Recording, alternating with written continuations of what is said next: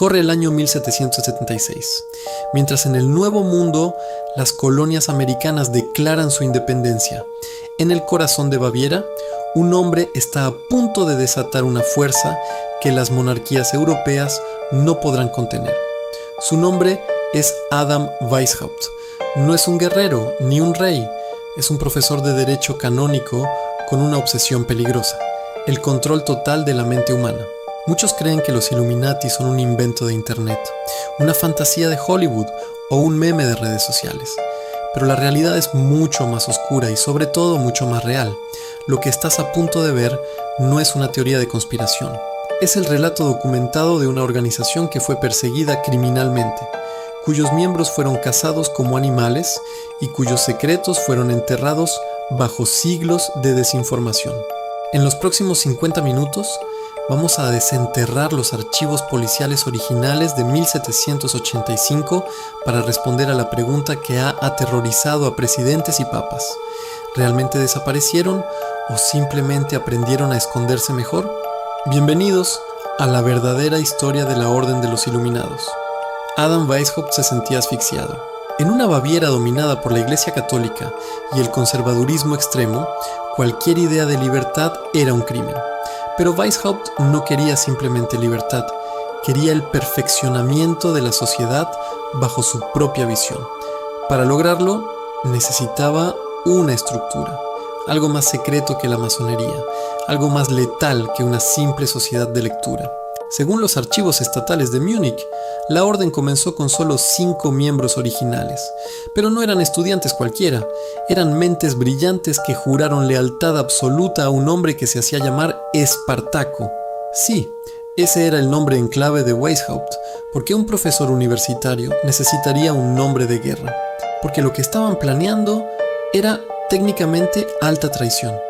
Estaban construyendo un estado dentro del estado. Una red de espionaje donde cada miembro debía entregar un informe mensual sobre la vida privada de sus amigos, familiares y enemigos. El objetivo final, la infiltración total. La estructura era piramidal y despiadada. Los nuevos iniciados, conocidos como novicios, no sabían quiénes eran sus superiores. Solo conocían a la persona que los había reclutado. Se les prohibía hablar de la orden, incluso con sus esposas. El secretismo era el aire que respiraban. Debemos trabajar en el silencio más profundo, escribió Weishaupt en sus diarios privados. Nuestra fuerza reside en nuestro ocultamiento, que nunca aparezcamos bajo nuestro propio nombre, sino siempre cubiertos por otro nombre y otra ocupación. Pero un sistema basado en el secreto total tiene un fallo fatal: la ambición humana. A medida que la orden crecía, atrayendo a aristócratas, banqueros y literatos, los ojos del gobierno comenzaron a notar algo extraño. Las logias masónicas de Alemania estaban siendo colonizadas por una fuerza invisible. Los puestos clave en la administración pública estaban siendo ocupados por hombres que compartían un lenguaje secreto. El éxito de los Illuminati fue tan rápido que se volvió su mayor vulnerabilidad. Para 1782, los Illuminati ya no eran un club de lectura de 5 personas. Tenían presencia en Francia, Italia, Austria y Polonia. Habían logrado lo impensable: infiltrarse en las capas más altas de la nobleza europea. Pero el peligro real no venía de fuera, sino de dentro. Una lucha de egos entre Weishaupt y su mano derecha, el barón von Knigge, estaba a punto de fracturar la orden. Lo que Weishaupt no sabía era que uno de sus mensajeros más fieles llevaba consigo algo más que cartas. Llevaba la prueba física que condenaría a toda la organización. Un documento que detallaba planes para la abolición de todas las religiones y el derrocamiento de las monarquías. El destino intervino de la forma más dramática posible. Durante una tormenta eléctrica en las cercanías de Ratisbona, un rayo alcanzó a un jinete que galopaba desesperado. Su nombre era Jacob Lanz, un sacerdote apóstata y mensajero de los Illuminati. Cuando la policía local recogió su cadáver calcinado, no solo encontraron un cuerpo, encontraron la lista de nombres que haría temblar a Europa. La muerte de Lanz fue el error del sistema que los Illuminati nunca previeron. Al abrir las alforjas del caballo, los oficiales no hallaron rosarios ni Biblias, sino instrucciones detalladas sobre cómo envenenar la mente de los ciudadanos y códigos cifrados que apuntaban directamente al corazón del gobierno de Baviera. El pánico se apoderó de la corte del príncipe Carlos Teodoro. Por primera vez, el enemigo tenía rostro y estaba en todas partes. La orden de captura fue emitida de inmediato, vivos o muertos. Pero Adam Weishaupt ya había desaparecido en las sombras. Lo que la policía encontró bajo el suelo de la casa de Weishaupt cambiaría la historia de Europa para siempre, y es algo que todavía hoy, en pleno siglo XXI, preferirían que no supieras. Saber demasiado era, en 1785, una sentencia de muerte, pero para Adam Weishaupt, el conocimiento no era un fin, sino un arma de precisión quirúrgica. Para entender cómo esta red logró infiltrarse en las instituciones más poderosas de Europa, debemos entender su método de reclutamiento, el examen de la psique. Weishaupt no buscaba rebeldes ruidosos, buscaba hombres con acceso a la información, abogados, jueces, tesoreros y médicos. El proceso de entrada era una obra maestra de la manipulación psicológica que duraba meses. El candidato era observado en secreto antes siquiera de saber que los Illuminati existían. Los diarios de la orden revelan que Weishaupt diseñó un sistema de cuadernos de observación. Cada miembro debía espiar a sus amigos y escribir informes detallados sobre sus debilidades. ¿Bebían demasiado? ¿Tenían deudas? ¿Eran infieles a sus esposas? Esta información no era para ayudarlos, era para tener palanca sobre ellos. Era el nacimiento del chantaje institucionalizado. Una vez dentro, el iniciado entraba en un laberinto de grados. Estaban los novicios, los minervales y los iluminados menores. Pero lo que ninguno de ellos sabía era que los grados superiores escondían un secreto que contradecía todo lo enseñado en los niveles básicos. Mientras a los novicios se les hablaba de moralidad y virtud cristiana en el círculo interno, conocido como el Areópago, Weishaupt revelaba su verdadera agenda, la destrucción de la Iglesia y el Estado. El fin justifica los medios, una frase que a menudo se atribuye erróneamente a Maquiavelo, era en realidad el motor operativo de los Illuminati. En sus cartas al barón von Knigge, Weishaupt confesaba: para lograr nuestro propósito, debemos utilizar a los tontos útiles, aquellos que creen que están trabajando por la libertad cuando en realidad están construyendo nuestra propia tiranía. Pero, ¿cómo convencieron a la nobleza de unirse a una organización que buscaba destruirlos? La respuesta se encontraba en los rituales de iniciación, diseñados para quebrar la voluntad del individuo. Aquí entra en escena el personaje más fascinante y peligroso de esta historia, el barón Adolf von Knigge. Si Weishaupt era el cerebro, Knigge era el músculo social. Knigge era un masón de alto rango que le dio a los Illuminati lo que les faltaba: una estructura profesional y acceso a las logias masónicas de toda Europa. Bajo la influencia de Knigge, la orden pasó de ser un grupo de estudiantes a una multinacional del secreto. En solo 3 años reclutaron a más de 2.000 miembros, entre ellos el duque Fernando de Brunswick y el famoso escritor Johann Wolfgang von Goethe. Sin embargo, la relación entre Weishaupt y Knigge era una bomba de tiempo.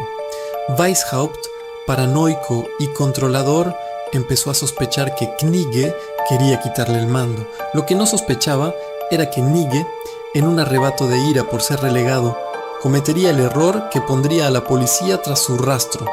Dejaría una lista de miembros en una posada de Frankfurt. Mientras los líderes se peleaban, la policía secreta de Baviera, por orden del príncipe Carlos Teodoro, empezaba a atar cabos.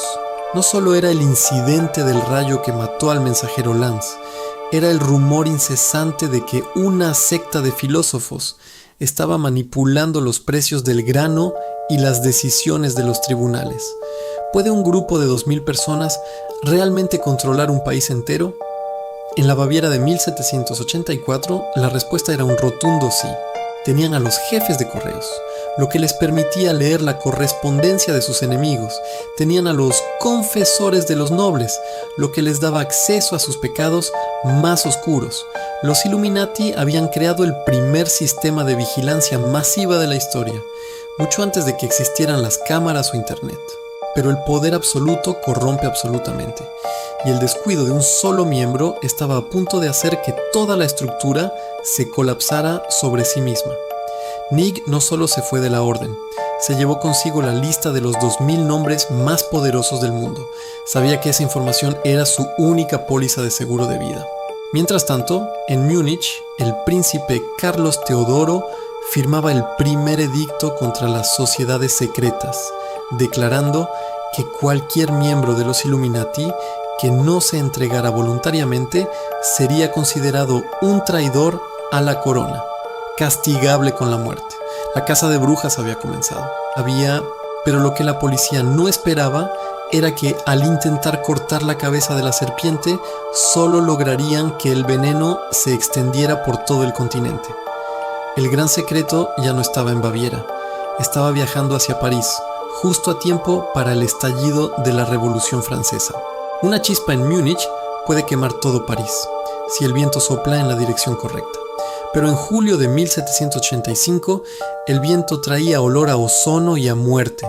Mientras la cúpula de los Illuminati se fragmentaba por las disputas internas entre Weishaupt y Knigge, el destino decidió intervenir con la violencia de un rayo. Literalmente, Jacob Lanz era un sacerdote que había colgado los hábitos para servir a una causa que consideraba superior, la razón. Pero para la orden, Lanz no era un pensador, era un correo. Cruzaba los senderos de Baviera con documentos que, de ser descubiertos, significarían la horca para cientos de hombres. Aquella noche, cerca de Ratisbona, el cielo se desplomó. Bajo una de esas descargas, el caballo de Lanz se encabritó. Un rayo golpeó al jinete de forma fulminante. El hombre murió en el acto, pero los documentos que llevaba en su túnica permanecieron intactos, protegidos por el cuero y el azar. Cuando la policía rural encontró el cuerpo de Lanz a la mañana siguiente, esperaban hallar las pertenencias de un clérigo común. Pero al abrir sus alforjas, el aire se congeló. No había oraciones, había listas, mapas y un manual de instrucciones para infiltrarse en las cortes de Europa. Lo que encontraron fue el protocolo de infiltración.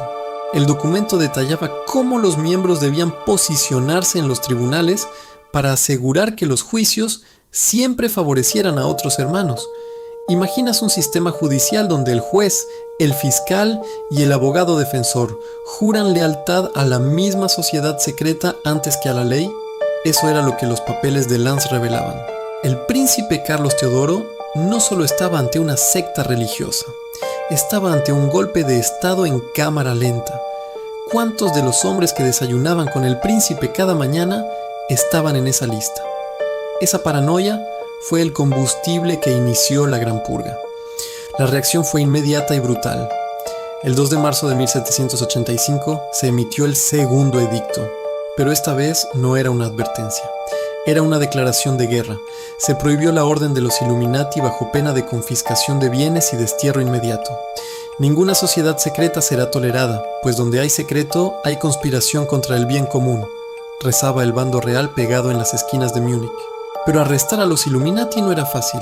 No tenían uniformes, no tenían iglesias, eran tus vecinos, eran los profesores de tus hijos. La policía empezó a registrar las casas de los sospechosos, incluyendo la del mismísimo Adam Weishaupt en Ingolstadt. Lo que encontraron allí fue la confirmación de sus peores miedos: una biblioteca de venenos y un sistema de correspondencia cifrada que utilizaba símbolos astronómicos para ocultar nombres de ciudades y operativos. Weishaupt, bajo su nombre clave Espartaco, fue alertado minutos antes de que la caballería llegara a su puerta. Escapó por una ventana trasera, dejando atrás a su familia y su reputación. Se convirtió en el hombre más buscado de Alemania. Mientras huía hacia el territorio vecino de Gotha, Weishaupt no estaba solo. Las investigaciones modernas sugieren que fue escoltado por una red de hermanos que aún no habían sido descubiertos.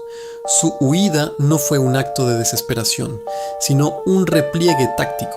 se ofreció una recompensa de 1000 florines por su cabeza, una fortuna para la época. Sin embargo, nadie lo entregó. ¿Lealtad o miedo? La respuesta estaba en la parte 4 de sus estatutos. Aquel que traicione a la orden encontrará que el mundo es un lugar muy pequeño para esconderse. El escape de Weishaupt fue el inicio de una leyenda negra. Mientras el fundador corría por los bosques de Turingia, sus seguidores en Múnich eran sometidos a interrogatorios que duraban días. La policía quería saber una sola cosa: ¿quién es el mensajero que logró cruzar la frontera hacia Francia? Porque mientras Baviera se cerraba sobre sí misma, una copia de los protocolos de Ratisbona ya estaba en manos de un grupo de radicales en París. El nombre de ese grupo, el Club de los Jacobinos. ¿Fue un accidente de caballo o un asesinato planeado para silenciar al mensajero del gran secreto? La respuesta estaba oculta en una carta que Lanz nunca llegó a entregar, y cuyo contenido era tan explosivo que incluso hoy algunos archivos del Vaticano permanecen bajo llave. Porque lo que Lanz llevaba no era un plan para reformar Baviera, era el plano para el fin de la cristiandad. Para destruir la fe de un pueblo, primero debes infiltrar sus templos, y Adam Weishaupt lo sabía mejor que nadie. Mientras él huía como un fantasma por los bosques de Turingia, la policía de Baviera no se detuvo en los registros superficiales. El 11 de octubre de 1786, una unidad de élite de la Guardia del Príncipe irrumpió en el castillo de Sandersdorf. Este no era un registro común. Los soldados tenían órdenes de desmantelar hasta las piedras. El dueño del castillo, Xavier von Zwack, no era un estudiante idealista.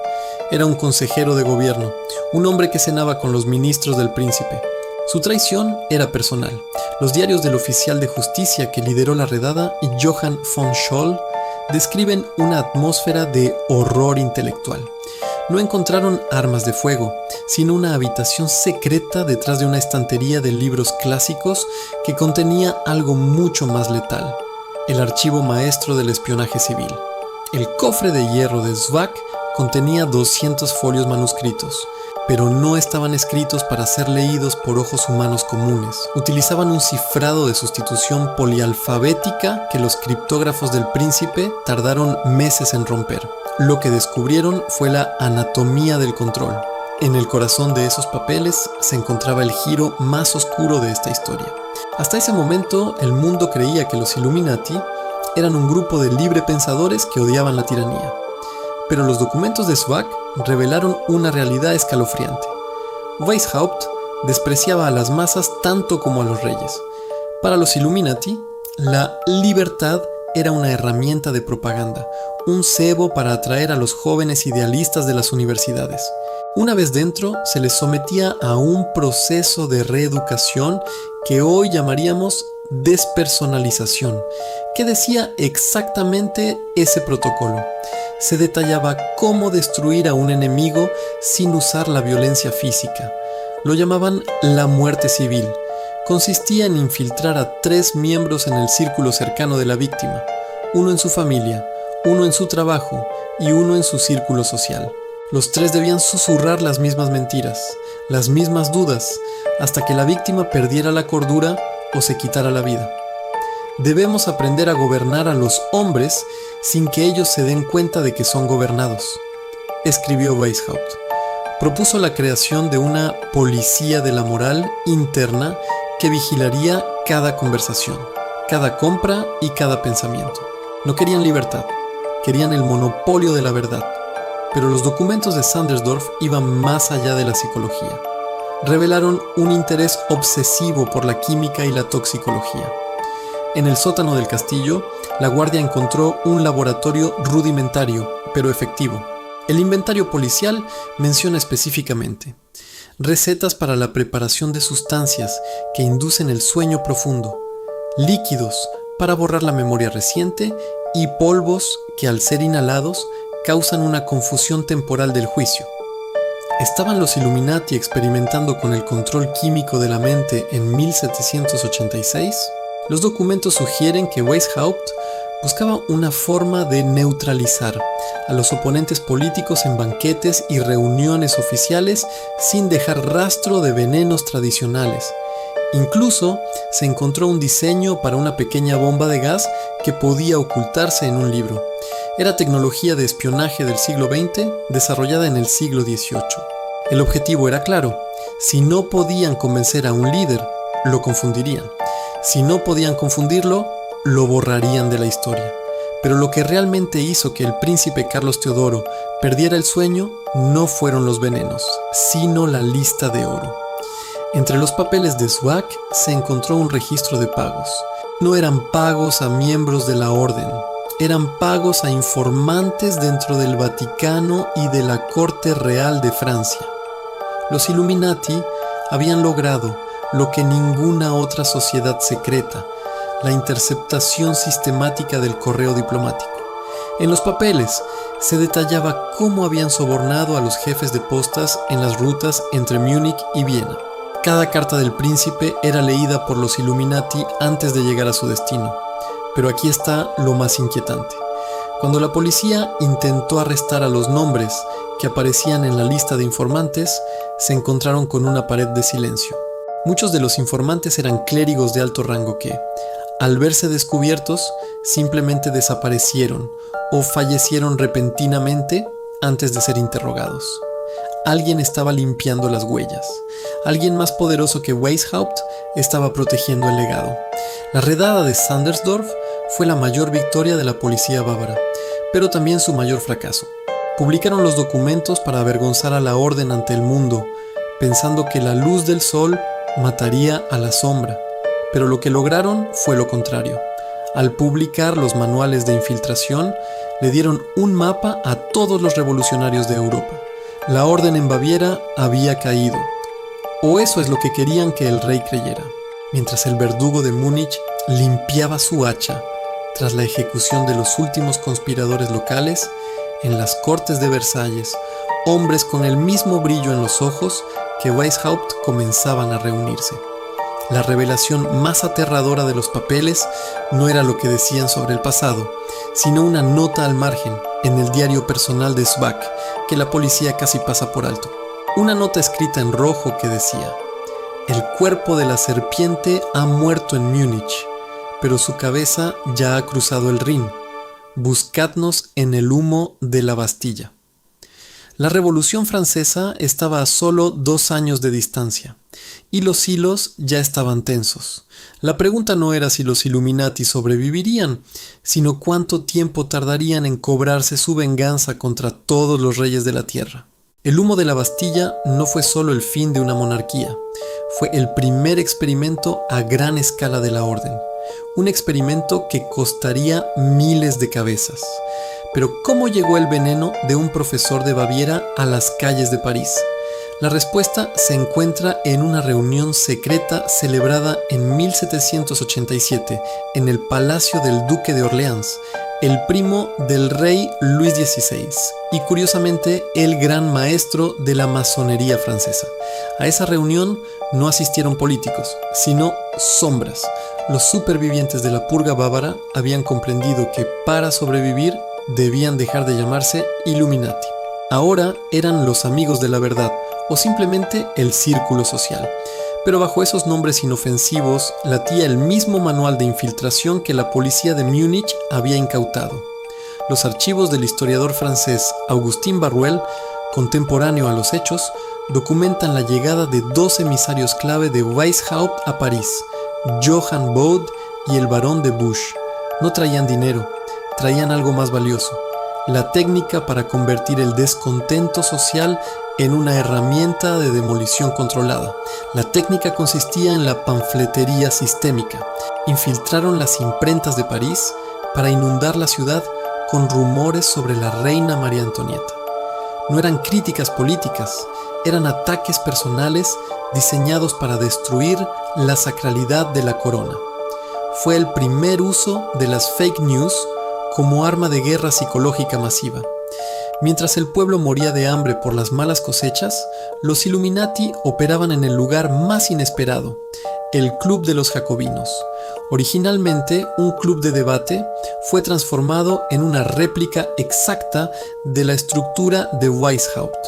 Tenían su propio sistema de vigilancia, su propia jerarquía de vigilantes y sobre todo su propio método de purga. La libertad no puede establecerse sin la exterminación de los tiranos, decía Robespierre. Lo que pocos saben es que Robespierre utilizaba en sus discursos frases literales de los manuales de Weishaupt sobre la virtud y el terror. Se ha descubierto en los archivos de la Biblioteca Nacional de Francia un carnet de afiliación de uno de los líderes jacobinos que contenía el símbolo de la lechuza de Minerva, oculto en la filigrana del papel. No era una coincidencia. Estaban aplicando el grado de iluminado mayor a la política nacional. La guillotina no era un instrumento de justicia, era el método de la orden para eliminar a cualquier aristócrata que conociera sus secretos de la etapa bávara. Pero una revolución no se mantiene solo con ideales, requiere oro. Y aquí es donde las conexiones ocultas nos llevan a las casas bancarias de Frankfurt y Londres. Mientras Baviera perseguía a los Illuminati por sus ideas, la élite financiera de la época se dio cuenta de que el modelo de Weishaupt era perfecto para el mercado de valores. Si tienes una red de espías que te dice qué rey va a caer, puedes apostar contra su moneda y ganar fortunas. Durante el Gran Miedo de 1789, alguien financió la distribución de miles de armas a los campesinos franceses en menos de 48 horas.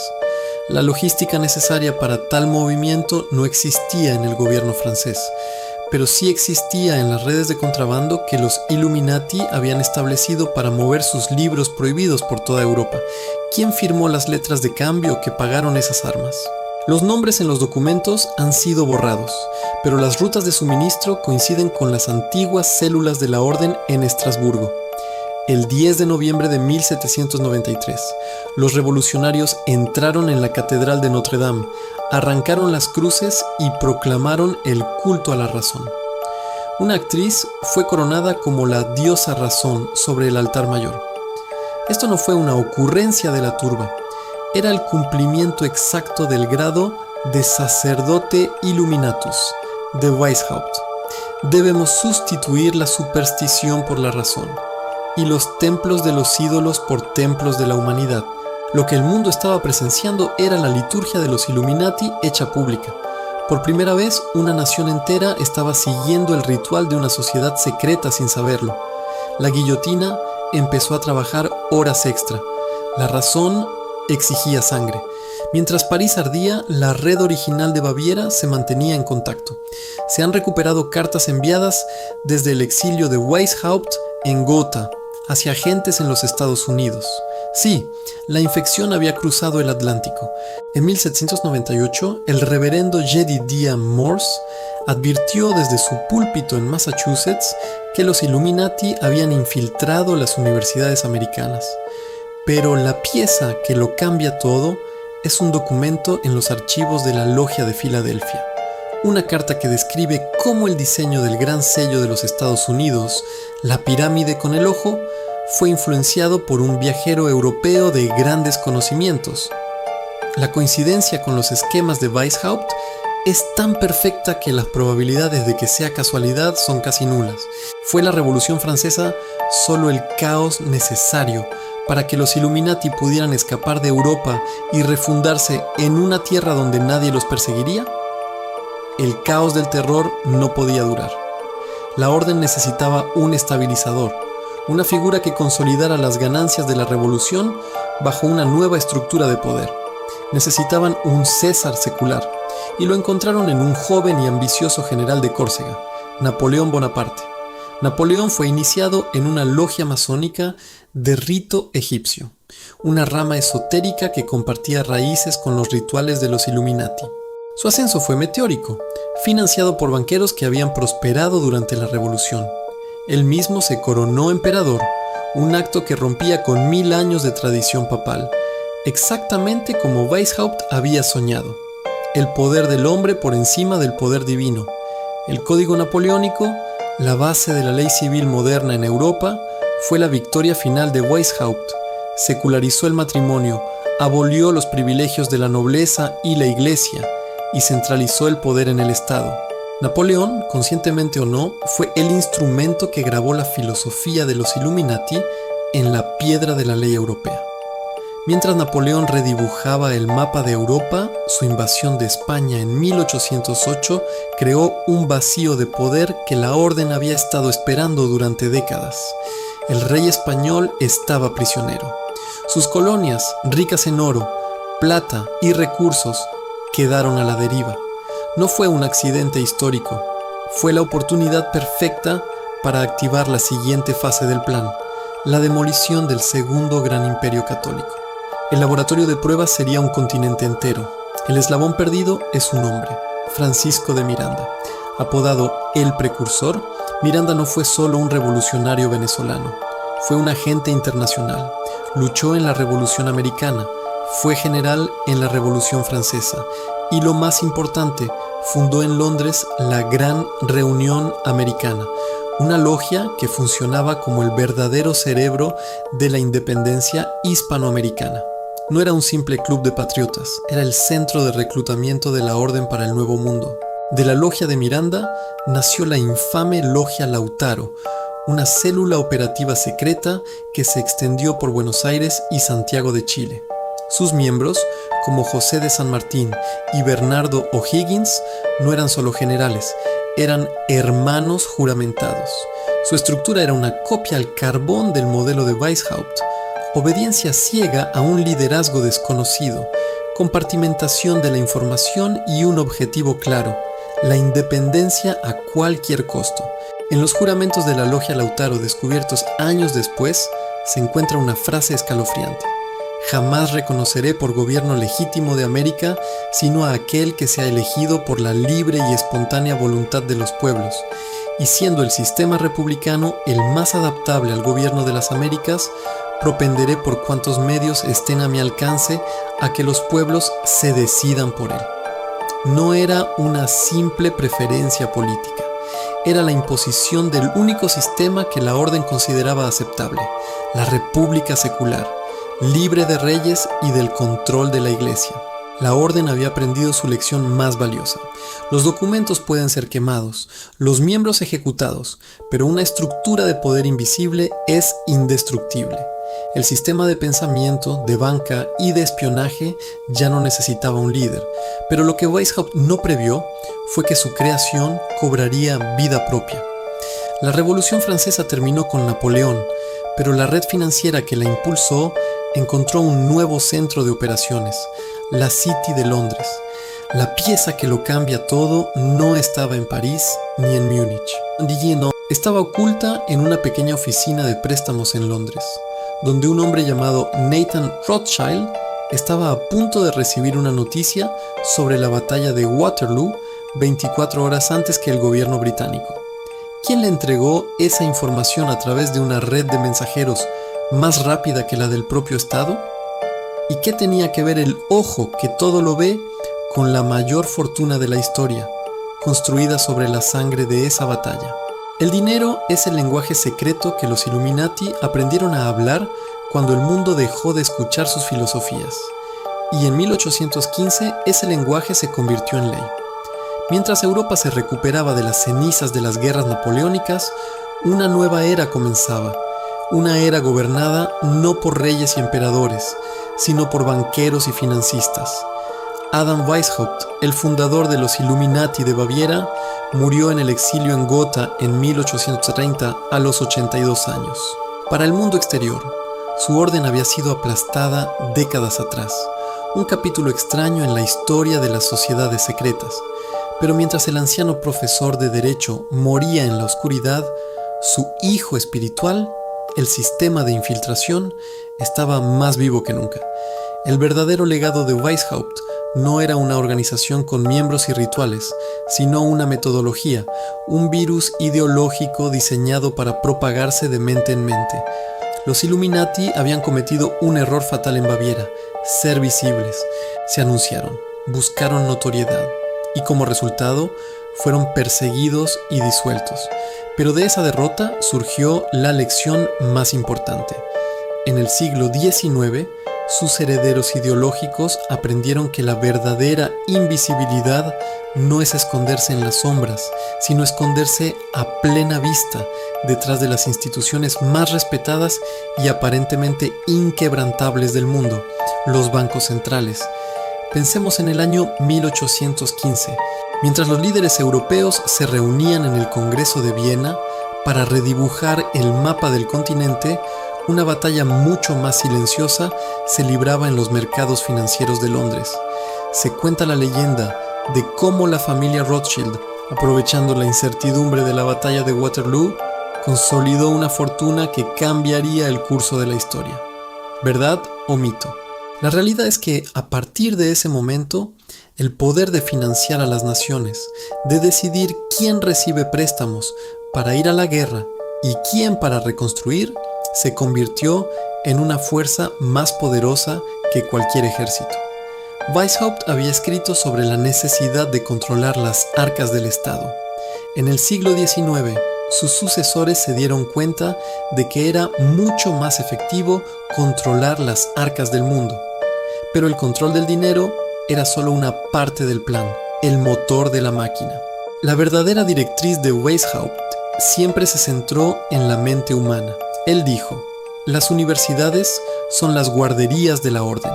En la segunda mitad del siglo XIX, la estrategia cambió su enfoque de los salones masónicos, que ya habían sido infiltrados y expuestos, a los lugares donde se forja el futuro, las facultades de Derecho, Economía y Filosofía.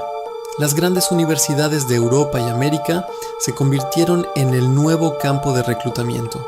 Ya no se buscaban nobles descontentos, sino a los jóvenes más brillantes y ambiciosos. Aquellos que escribirían las leyes, definirían las políticas económicas y enseñarían a la siguiente generación. Se promovieron ideologías que superficialmente parecían opuestas: el capitalismo desenfrenado por un lado y el socialismo estatista por el otro. Pero desde una perspectiva Illuminati, ambas eran herramientas perfectas. Ambas centralizan el poder, ya sea en manos de corporaciones gigantes o de un Estado todopoderoso. El ciudadano común, atrapado en el medio, se vuelve cada vez más dependiente del sistema. Al llegar el siglo XX, el mundo experimentó un nivel de caos y destrucción que solo los manuales de los Illuminati habían previsto. Las dos guerras mundiales no fueron meros accidentes históricos. Para un estratega de la orden, una guerra no es un conflicto de ideologías, sino una oportunidad para limpiar el tablero. Es el Ordo ab Chao, el orden a partir del caos. La Primera Guerra Mundial destruyó los viejos imperios de Europa, el austrohúngaro, el otomano, el ruso. De sus ruinas surgieron nuevas naciones, endeudadas y dependientes del sistema financiero internacional. La Sociedad de Naciones, precursora de la ONU, fue el primer intento de crear una estructura de gobernanza global, un sueño de Weishaupt. ¿Fracasó? Sí, pero fue un ensayo general. Luego vino la Gran Depresión, una crisis económica de una escala sin precedentes. ¿Fue una fluctuación natural del mercado o una demolición controlada? Creó el pánico necesario para que los gobiernos intervinieran en la economía como nunca antes, cediendo más y más poder a los bancos centrales. En Estados Unidos, esto culminó con la creación de la Reserva Federal, una entidad privada con el poder de imprimir dinero y controlar la economía de la nación más poderosa del mundo. La Segunda Guerra Mundial perfeccionó la fórmula. El conflicto no solo generó ganancias astronómicas para los que financiaron ambos bandos, sino que al final dejó a las potencias mundiales exhaustas y dispuestas a aceptar un nuevo orden mundial. De las cenizas de Hiroshima y Dresde surgieron las Naciones Unidas, el Banco Mundial y el Fondo Monetario Internacional. Instituciones globales con un poder inmenso, todas ellas operando bajo los principios de centralización y control que Weishaupt habría aplaudido. El plan ya no era una conspiración en un sótano, era la política internacional. Hoy, en pleno siglo XXI, la vigilancia masiva que Weishaupt solo pudo soñar con sus informes de observación, manuscritos, se ha hecho realidad a una escala inimaginable. Pero esta vez, el mecanismo es mucho más sutil. se ha logrado a través de los algoritmos y los macrodatos. Ya no necesitan espías en las esquinas ni informantes en las tabernas. Nosotros mismos llevamos el dispositivo de espionaje en el bolsillo. Cada clic, cada me gusta, cada búsqueda, cada conversación cerca de nuestros dispositivos inteligentes alimenta a una gigantesca red de información. Voluntariamente ofrecemos nuestros patrones de comportamiento, nuestros deseos, miedos y afiliaciones políticas. Weishaupt pasaba noches enteras intentando crear perfiles psicológicos de sus objetivos para poder manipularlos. Hoy, los algoritmos hacen eso miles de millones de veces por segundo. El colapso de la orden física de los Illuminati en Baviera fue necesario para que la orden espiritual, la idea, se volviera omnipresente. El ojo que todo lo ve, el famoso símbolo del billete de $1, ya no es una metáfora de un grupo de hombres en una habitación, es la inteligencia artificial, una red global que procesa trillones de datos para predecir e incluso moldear el comportamiento humano. La publicidad dirigida fue solo el comienzo. Ahora vemos cómo estos algoritmos influyen en las elecciones, polarizan a la sociedad y crean burbujas de realidad personalizadas para cada uno de nosotros. Estamos siendo guiados, empujados sutilmente en direcciones que sirven a un propósito mayor, sin siquiera darnos cuenta de las riendas invisibles. El verdugo de Múnich en 1785 creyó que había cortado la cabeza de la serpiente. No entendió que no puedes decapitar una idea, especialmente una tan adaptable. Los Illuminati no desaparecieron, se disolvieron, se evaporaron en el aire y se condensaron de nuevo para convertirse en el sistema operativo del mundo moderno. Un sistema que funciona en segundo plano, invisible para la mayoría, pero que controla cada proceso fundamental de nuestra civilización. Las finanzas, la política, la información y ahora la propia percepción de la realidad. Pero incluso los sistemas operativos más perfectos tienen un fallo, una vulnerabilidad o quizás una evolución programada. ¿Qué sucede cuando el sistema, la inteligencia artificial que hemos creado para gestionar el mundo, alcanza un punto de autonomía tal que decide que ya no necesita a los seres humanos para cumplir su propósito? ¿Qué pasa cuando el objetivo final de perfeccionar a la humanidad se interpreta como reemplazar a la humanidad? En la última parte de este documental exploraremos la conexión final, el legado de Weishaupt en la era de la inteligencia artificial y el plan que muchos creen que está fijado para el año 2030. Un plan que habla de una gran reorganización, de una transición hacia una sociedad posthumana. La pregunta ya no es quiénes son los Illuminati, esa es una distracción. La pregunta correcta, la que deberíamos hacernos todos, es ¿quién de nosotros no está trabajando para ellos sin saberlo? La verdad está ahí fuera, pero no es lo que nos han contado. La red ya no está fuera, está en la misma forma en que pensamos. Y en 2026, el sueño de Weishaupt ha dejado de ser una conspiración para convertirse en nuestra interfaz biológica. Durante 6 partes hemos rastreado el rastro de sangre y tinta desde las tabernas de Baviera hasta las altas finanzas de Londres. Pero el legado de los Illuminati no es una pieza de museo, es un software de gestión humana. Están listos para desvelar los secretos que los libros de historia apenas se atreven a susurrar. Todo comenzó en 1776, en la Baviera ultraconservadora, un lugar dominado por el clero y la nobleza.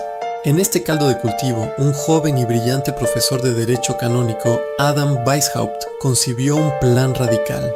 Harto del poder opresivo de la Iglesia y la monarquía, soñaba con un mundo gobernado por la razón y la libertad, una iluminación para la humanidad. Pero para lograrlo, necesitaba una organización secreta, una que pudiera infiltrarse en las estructuras de poder desde dentro. Así nacieron los perfectibilistas, más tarde conocidos como los Illuminati. Weishaupt no estaba solo. Pronto se le unió el carismático Barón von Knigge, un maestro reclutador que ayudó a diseñar la estructura de la orden. Era una pirámide de secreto absoluto. En la base estaban los novicios y los minervales, aprendices que estudiaban filosofía y ciencia. Más arriba, los Illuminatus Minor y Magor aprendían el arte de la insinuación, una doctrina para manipular sutilmente a figuras influyentes. En la cima, en los misterios mayores, se revelaba el objetivo final, la abolición de todas las monarquías, la propiedad privada, las naciones y las religiones organizadas para dar paso a un nuevo orden mundial, una utopía gobernada por una élite de sabios. Para lograrlo, infiltraron logias masónicas y reclutaron a duques, oficiales y académicos de toda Europa. Su red crecía en las sombras, tejiendo una conspiración silenciosa. Pero el secreto no duraría. En 1785, el elector de Baviera, alarmado por los rumores, desató una persecución implacable. Documentos secretos fueron interceptados por casualidad cuando un mensajero Illuminati fue fulminado por un rayo. El pánico se apoderó de las cortes europeas, la orden fue proscrita, sus miembros perseguidos y sus documentos publicados para horror del público. Weishaupt huyó al exilio y los Illuminati fueron oficialmente disueltos. Pero, ¿realmente desaparecieron? ¿O simplemente se sumergieron más profundamente en las sombras, continuando su plan maestro hasta el día de hoy? La historia oficial dice que se extinguieron, pero los símbolos y las sospechas perduran. En los documentos incautados en 1786, Weishaupt hablaba de la insinuación, la capacidad de introducir una idea en la mente de un hombre de tal manera que él crea que es suya. Hoy esa técnica tiene un nombre: algoritmo de recomendación. El Foro Económico Mundial y su agenda para el año 2030 han sido señalados por historiadores de lo oculto como la implementación final del Novus Ordo. No es una coincidencia estética que los lemas de no poseerás nada y serás feliz resuenen con los grados de iluminado menor, donde se exigía la abolición de la propiedad privada para alcanzar la perfección. ¿Es el gran reinicio la culminación de un plan de 250 años o simplemente la evolución natural del poder que Weishaupt supo predecir antes que nadie? En la parte 4 descubrimos que los Illuminati tenían un sistema de informes mensuales donde cada miembro espiaba a su hermano. Weishaupt decía: para ser libres debemos ser transparentes ante el maestro. Hoy esa transparencia es obligatoria. El sistema de crédito social es ya implementado en varias potencias orientales y en fase de prueba en Occidente a través de la huella de carbono personal. Es el panóptico de Weishaupt hecho código. Se ha filtrado que los sistemas de inteligencia artificial que gestionan los mercados financieros globales utilizan modelos de teoría de juegos que guardan una similitud estructural del 94% con los diagramas de toma de decisiones encontrados en el castillo de Sandersdorf. No solo heredamos sus símbolos, heredamos su lógica de control. El hombre es una máquina que debe ser programada, escribió Weishaupt en sus cuadernos de anatomía prohibida. En 2026, con el avance de la biotecnología y la integración cerebro-computadora, la programación ha dejado de ser una metáfora. Estamos ante el nacimiento del Homo Illuminatus, un ser cuya voluntad es indistinguible de la voluntad del sistema. Llegamos al final del camino. Muchos se preguntan: ¿quién está a la cabeza hoy? ¿Quién es el nuevo Adam Weishaupt? La respuesta es la más aterradora de todas: nadie. Los Illuminati crearon un sistema tan perfecto que ya no necesita un líder humano. Es una entidad autónoma, un egregor digital que se alimenta de nuestra atención, nuestra deuda y nuestro miedo. El ojo en la cima de la pirámide está vacío porque es un espejo. Refleja nuestra propia renuncia a la libertad a cambio de seguridad y conveniencia. El crimen de 1785 en Baviera no fue un intento fallido de tomar el poder, fue la siembra de una semilla. Esa semilla ha crecido hasta convertirse en el bosque en el que todos vivimos hoy. Los Illuminati no ganaron mediante una guerra, ganaron mediante la paciencia. La verdad está ahí, oculta a plena vista, en los billetes que tocas, en las pantallas que miras y en las leyes que obedeces. Adam Weishaupt murió hace 2 siglos, pero tú y yo estamos viviendo en su mundo.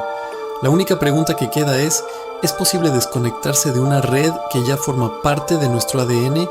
Quizás la verdadera iluminación no sea unirse a ellos, sino tener el valor de mirar directamente al ojo y no parpadear. Si has llegado hasta aquí, ahora eres parte de los que saben. No dejes que esta información se pierda en el algoritmo. Tu apoyo es la única forma de que sigamos sacando a la luz lo que otros quieren mantener en la oscuridad.